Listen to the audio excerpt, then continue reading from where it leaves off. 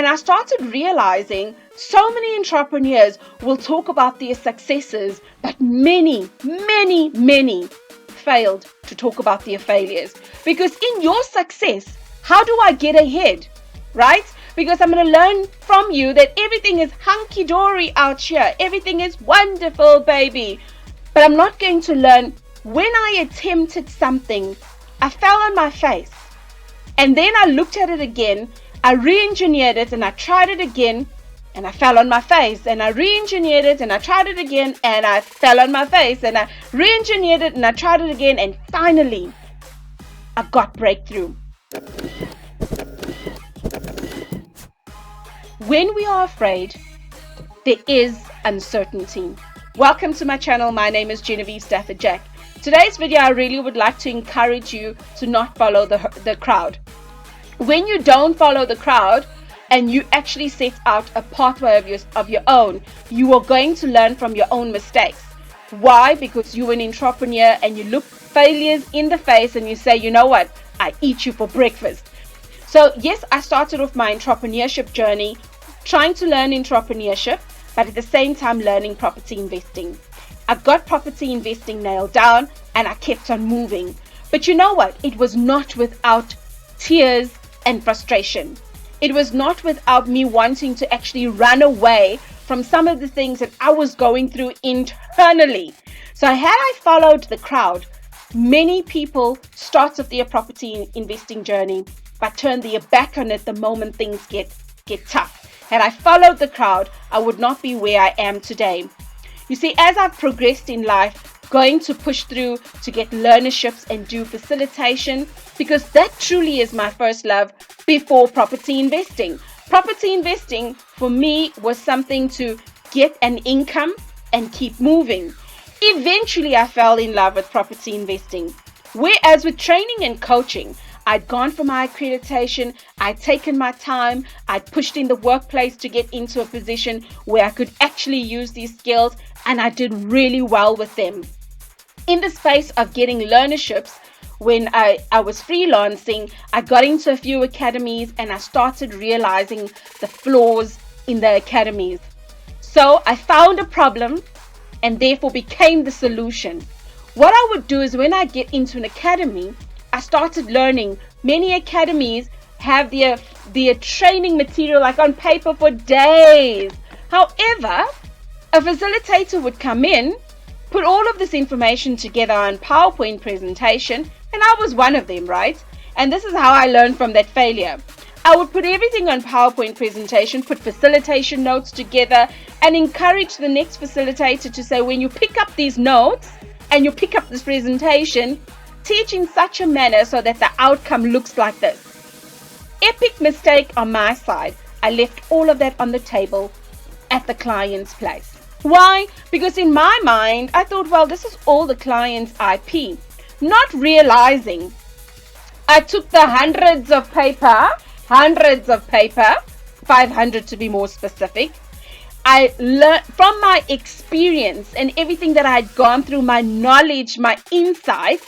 I developed this PowerPoint presentation, and the lessons that the students were supposed to actually learn from all these hundreds of papers, I put it in a very different way so that in the class that there's activities that they learn from. And later when I learned that I've given the power away by giving all of this IP away, I started thinking, well, what could I do different? And Robert Kiyosaki said to me, the rich get richer because they fail. So if you failed and you want to learn from there, what are you going to do? So I sat down and thought to myself, but you know what? Creating course content is not a biggie for me. I enjoy that. Creating material that complements the training material, I absolutely enjoy that. So what did I do? I took that particular model and I went forward to actually learn how to, in the best way possible, create course content so that others win and I win. And in that, I learned that my first passion of training and coaching, I learned that it was okay that I gave that IP away in the beginning. But right now, I'm a lot more smarter. And therefore, I teach entrepreneurs, just as myself, how to put their passion, how to put their services into something that they could package and sell. So look inside of you. What do you have that you could literally make the world a better place in? You see, here on YouTube, people will teach you how to crochet. People will teach you how to knit. They will teach you how to put makeup on. I'm not the best in makeup. I do like my lipstick, but I'm not the best in makeup. Where did I learn how to put on makeup? Right here on YouTube. Where did I learn how to fine tune, how to put a website together? Right here on YouTube. And where did I learn to share my voice and actually step up from my failure and say, from my failure, surely somebody else can learn from it. Instead of going with the crowd, they can take from my failure and run with it, and I'm able to teach them how to come back from their failures too. As I've progressed in life, coming from being an employee to being an entrepreneur, there's so many uncertainties that I've gone through.